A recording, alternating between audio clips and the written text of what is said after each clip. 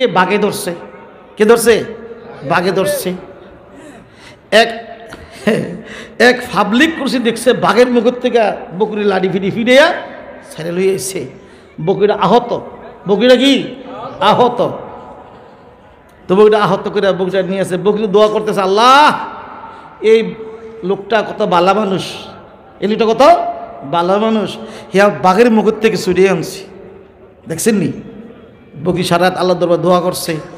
সকালবেলায় হাতে করছে কি ছুরি দাঁড়াইয়া বকরির ফাওটা বাইন্দা, এক ফাও বকরির শিরার উপরে আর এক হাতে ধরছে বকরির মহরুরে দৌড়িয়া একবারে কি বিসমিল্লাহ আল্লাহু আকবার ছুরি চালাইছে। বকরি তো আগে বাঘে ধরছে, আরে বকরি হাতটাও লাড়তে পারছে। কিন্তু কথা বলছেন না, আগে হাত ফাও লাড়তে পারছে।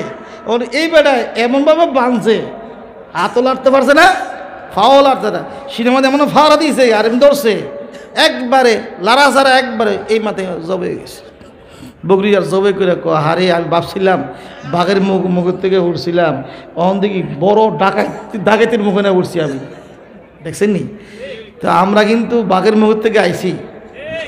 কথা বলছেন না? সামনে যখন ডাকাইতের মুখে না ভরি দোয়া করেন। কথা ঠিক না? ঠিক। চাঁদাবাজ এক সরকার গেছে, নতুন চাঁদাবাজ সরকার আমরা চাই না। চাঁদাবাজি চাই না, আমরা দুর্নীতি চাই না। দেশের শান্তি শৃঙ্খল যারা রাখবে এরকম লোক চাই। কিন্তু সবার ফ্যাট খালি, বুঝলেন না? ফ্যাট খালি। আপনি না ইসলাম চান, আপনার কি কয় জি মা কি চায়? মাইয়া মেয়ে, আমার মেয়ে, আমার মেয়ে। মেয়ে তো মা কয় না, মেয়ে তো বাবা কয় না, মেয়ে তো কি জামাই নি, জামাইও নাই, বুঝলেন না?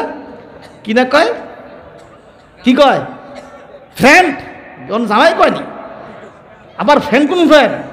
স্বামী ফ্রেন্ড না, বয় কি না ফ্রেন্ড? বয় ফ্রেন্ড। আমি তো মাইয়া কই, আমার মেয়ে, আমার মেয়ে, আমার মেয়ে কই, মাইয়া কি কয়? বয় ফ্রেন্ড কয়। কি কথা ঠিক না? ঠিক। শিক্ষা দিতে কোথায় যায়? লা হাওলা ওয়ালা কুওয়াতা। আমি আপনাদের সামনে কথা বলতেছিলাম, এই সাদাবাজি করে কই মাস চলবে, সরকারি কোনো অনুদান দেওয়া যাবে না। কারণ এক এক সময় যাইব, এটা কি এক এক সময় এটারে এই করতে করতে আলিয়া মাসের অবস্থা কি হয়েছে? আলিয়া মাসের মধ্যে অনেক কি নাই। কথা বলছেন না? মাদ্রাসার নামটা আছে, কোনো কাম নাই। অথচ আলিয়া মাদ্রাসার ভিতরে এবং দেবন মাসের ভিতরে কোনো পার্থক্য ছিল না, একই নেশাব, একই পাঠ্যপুস্তক ছিল, বরং কোনো পার্থক্য ছিল না।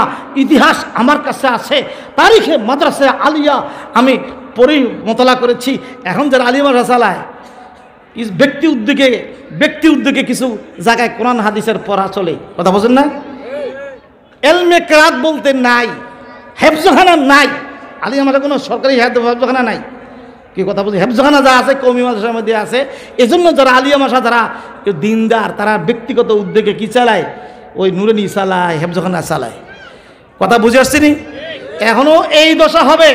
এখনো আমরা সনদের স্বীকৃতি নিচ্ছি, আমরা বড় টেনশনে আছি। কথা বোঝেন না? সনদের স্বীকৃতি নিচ্ছি, টেনশনে আছি। এটা নিয়ে আবার হে জব করা শুরু করে ওই কার মতো ডাকাইতের মতো। কথা বোঝেন না? সরকারি টাকা চলবে না। এক। 2 নম্বর, স্থায়ী কোনো আমদানি হবে না। স্থায়ী কোনো আমদানি হবে না। দেবনদের নীতিমালা হলো স্থায়ী কোনো দোকান আছে না, জায়গা কিনে মার্কেট করে দিলাম। স্থায়ী ওস্তাদ যাতে কার কাছে সাদা না করতে হয়, কি দোকান ভাড়া লইয়া উঠেবার কে মাথা চালাইব। দেবনদের উসুল নীতিমালা হলো স্থায়ী কোনো আমদানি মার্কেট অথবা এই প্রকল্প বেল ফ্যাক্টরি দিয়ে চালাইবে, এরকম করা যাবে। আমারে বুঝে আসে না, আমি কি কয় সারা জিন্দিগি ভিক্ষা করতে থাকবো, মাগ দিয়ে থাকবো, এটা কি কয়? বহুদিন পরে বুঝে আসছে। মুরব্বীরা বলে মাদ্রাসা হইতে 3টা জিনিস লাগে। কটা জিনিস? মাদ্রাসা হইতে কটা জিনিস লাগবে? 3টা জিনিস। 1 নম্বরে খুলুস, 1 নম্বরে খুলুস, 2 নম্বরে নুফুস, 3 নম্বরে হলো ফুলুস। খুলুস কেন মাদ্রাসা করবেন? কি প্রয়োজন, কি ঠেয়া লাগছে মাদ্রাসা করার? মাদ্রাসা আপনি কেন করবেন? এই কেনর প্রশ্ন জবাব দেন।